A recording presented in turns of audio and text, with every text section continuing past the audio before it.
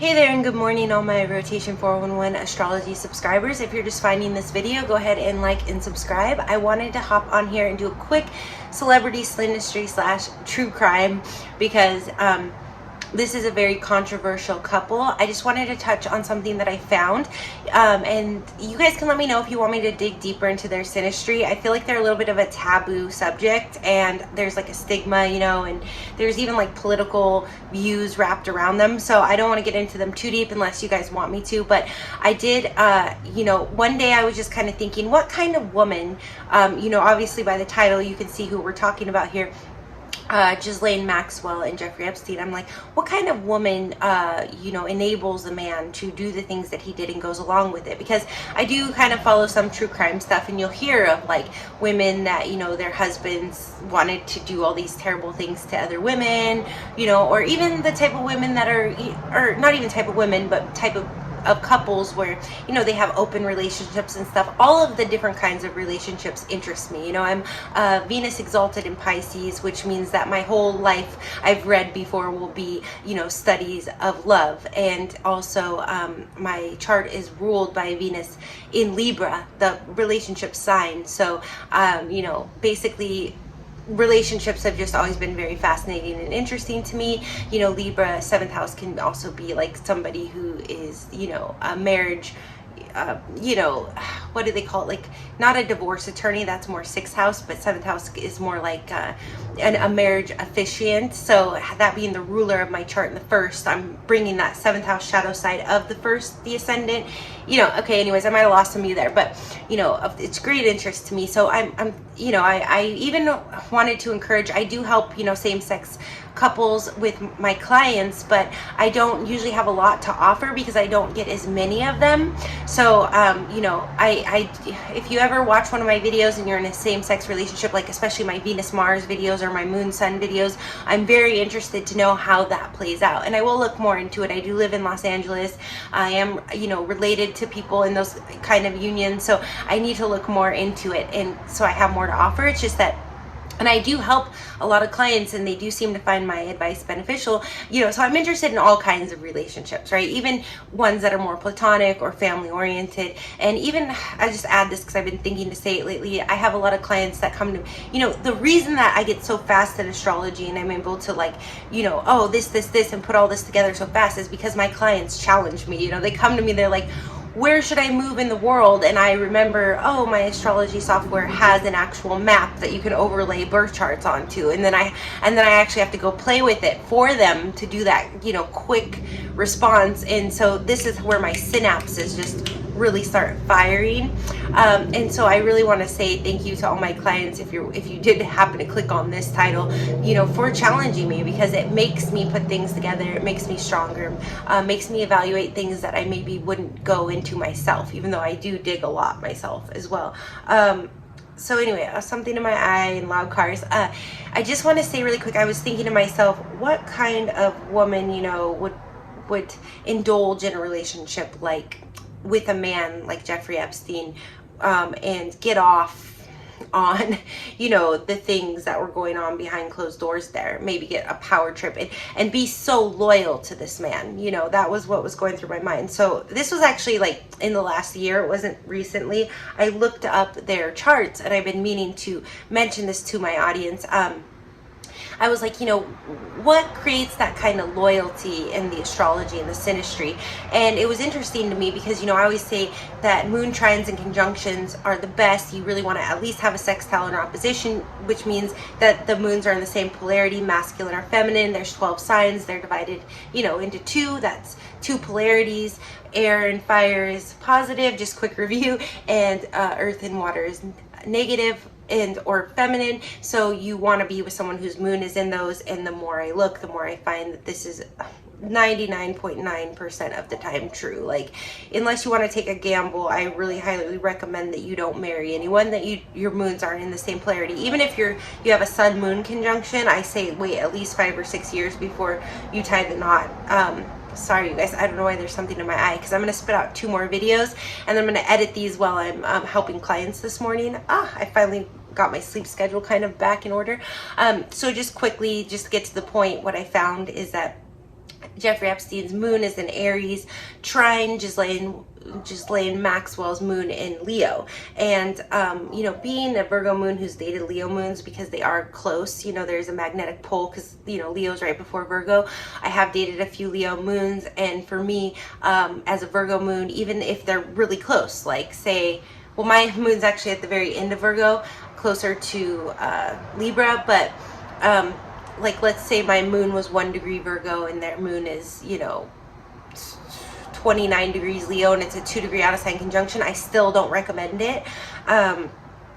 It's still going to be too different. So Leo moons, you know, they, unless you are a fire moon, they're going to be pretty hot to handle. They just need a lot of, you know,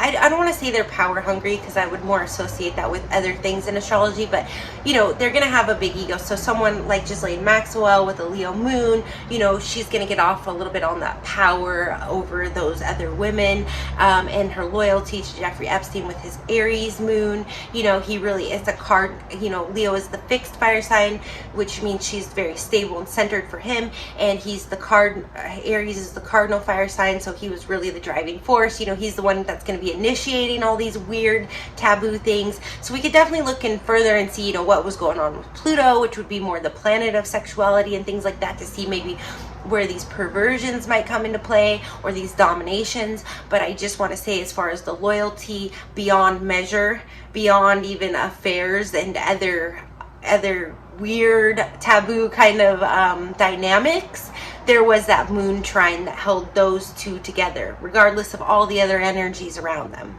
So, you know, it's like, yeah, ideally, I think for 90%, well, I don't even know the percent. I know for me personally, and maybe a lot of you, that, you know, we want to find our moon trine, our conjunction, get married, and not have any outside parties involved. That's what I would prefer.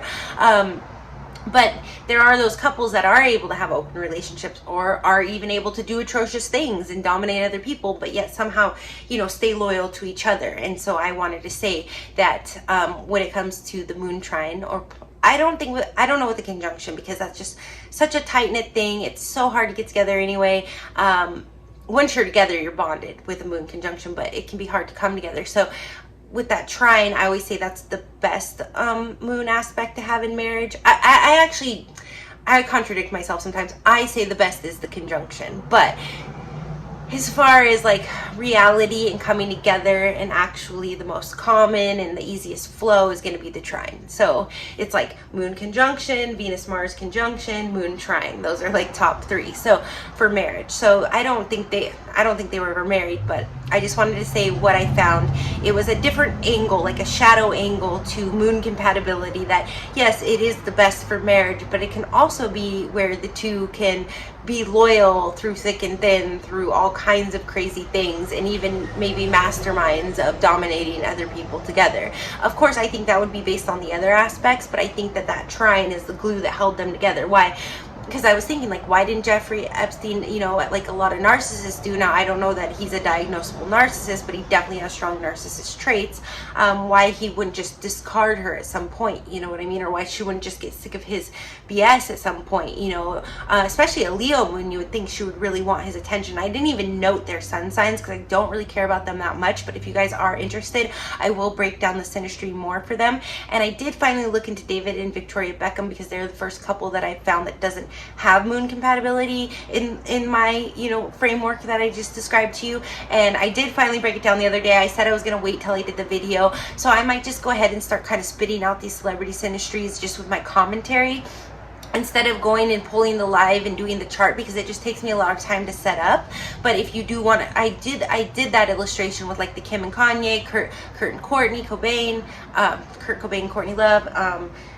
I did a few of them like that because I wanted you guys to actually be able to go, you know, to Cafe Astrology and look this up for yourself to see what aspects you have. But you can always come to me if you want a personal reading. It's readings.psychicsgold.com. We have the apps. Psychics Gold app is on the Android store. You can search it. And then we have the private app for Apple that you can download from the site. I'll put the links below. I am sending you guys lots of love, blessings, and light. I'm going to go ahead and kick out a quick moon video, a quick video on, since it's Gemini season, and I finally did pull down, you know, I had framed all these beautiful pictures that I had from my old astrology calendar, and it was so that I could, you know, I put the command strip so I can just pull them off the wall. It's so I could do the birthday videos and have the season behind. So it's Gemini season. So I'm gonna kick out next, and I'll put the link.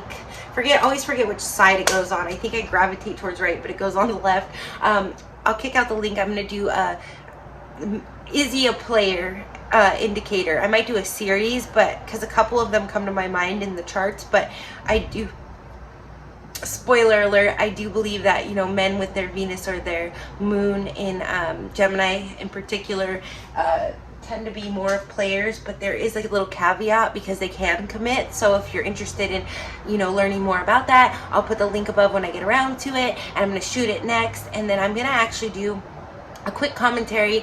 You know, I was just reviewing my Mercury in retrograde video. Maybe I can put the link there too at some point, from 2021, where I had noticed something about Justin Hartley's divorces. I've met him before, and it popped up on my Instagram the other day that he's actually in Italy with James Franco, and when I dug a little deeper, Cuba Gooding Jr. is there, and the universe just likes to mess with me because I've met all three of them.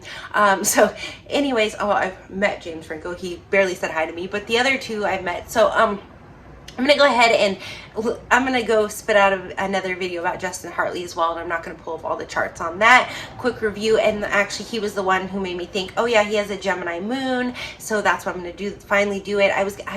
You know, I'm doing the whole big 144 where I break down all the sun, moon, and rising signs, 1,728 combinations, and you guys seem to love it. I've got to get Scorpio and Saggy with Aries moon out soon, but I was just like, okay, I want to do a series where it's like just the moons, you know, Aries through Pisces, male moons and female, because they're very different. Okay, so I'll put the link for that also for that video eventually as well.